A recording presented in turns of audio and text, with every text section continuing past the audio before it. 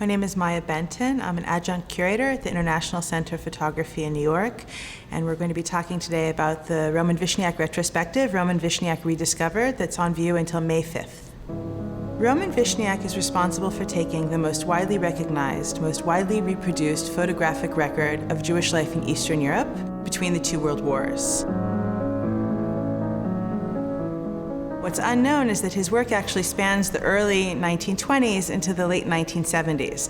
And so this exhibition shows his iconic work and repositions it in a different context, but also really introduces a life's work, and I think makes the argument for him being one of the great photographers of the 20th century.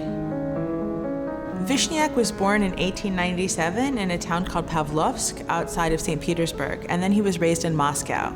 And when he was 7 years old, he was given a camera and a microscope, and he became an avid amateur photographer. At the same time, he was an avid student of biology and chemistry and zoology. He arrived in Berlin with his new wife, Luta, who is a Latvian Jewish woman, in 1920. And he quickly joined amateur camera clubs and took to the street, documenting this cosmopolitan city and experimenting with modernism. And in one of the photos, you see a train station, and it looks like a Fritz Lang stage set. And you see the influence of this Weimar light and shadow play, and you see the strong angles, and you see the influence of the context in which he was becoming a professional photographer. In one photo, there's an image of the polar bears, the famous polar bears at the Berlin Zoo, but it looks like the people are behind bars. And this image is quite poignant because shortly after he took the image, Jews were prohibited from going to the Berlin Zoo. And shortly thereafter, Vishniac started to document the Nazi rise to power in Berlin. And this is a body of work, most of which has never been published. And it's an incredible documentation of how quickly things changed from this very open, intellectual, cosmopolitan Weimar society to one where militarism and fascism were closing in. Two images that were often reproduced and published are photos he took of his daughter, Mara, in 1933. In one, she's standing in front of a Nazi phrenology shop, advertising the superiority of the Aryan race and providing certificates that you could say, I have an Aryan skull and I am indeed an Aryan. And in another, she's standing in front of a poster of Hindenburg and Hitler, and we managed to find the original poster. At the same time, he was documenting German Jewish relief organizations. After the rise to Nazi power, most Jews were prohibited from practicing professions, from teaching, from being doctors or lawyers. Their businesses were boycotted, and so middle-class German Jews were struggling to make a living, to find food. And so he took photos of middle-class soup kitchens, people trying to get emigration visas.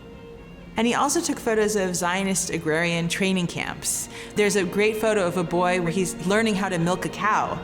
There is no cow, so it's just this wooden table with the fake udders. These were urban kids from Berlin, and they were sent there to really learn how to become farmers, so that when they went to Palestine, if they were able to go, they would be prepared. One of the great discoveries is that even in this work that documents relief organizations, you see the great modernist impulse.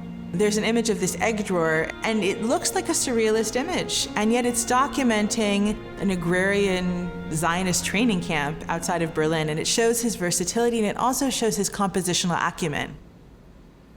Vishniac was sent in 1935 by the American Jewish Joint Distribution Committee, which was the world's, and is still the world's largest Jewish relief organization, to take photos of poor, destitute Eastern Jews, so that those images could be used to show potential philanthropists in the West. And then the war hit, and this became the final photographic record of that world. One of the recurrent themes in Vishniac's iconic work of Eastern Europe is photos of children in basement dwellings. This is because one of the things that the JDC sponsored was summer camps for poor urban Jewish kids. And so he would take photos of kids living in these stifling basement dwellings with very little light and heat, hungry, poor children. And then those images would be used to raise money for these summer camps. Many of these images became quite reproduced.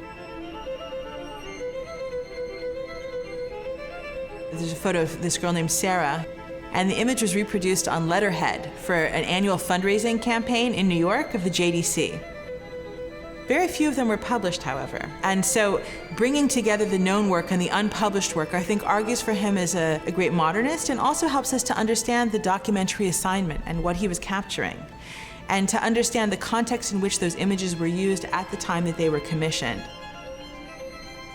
Towards the end of his documentary assignment in Eastern Europe, Vishniac was hired by the Joint, or the JDC, to make films.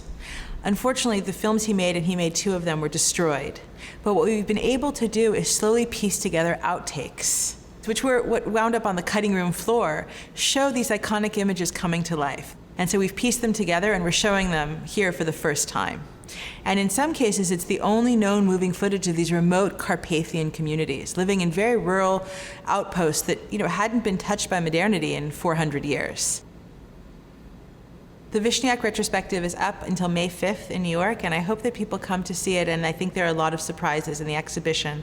I think for those who are really familiar with Vishniac's iconic work, they're going to be surprised to see 50 years of work, ending with his scientific photomicroscopy. We have a room that's showing his color slides and his microscope and photos of him working in his scientific laboratories, which most people have never seen before.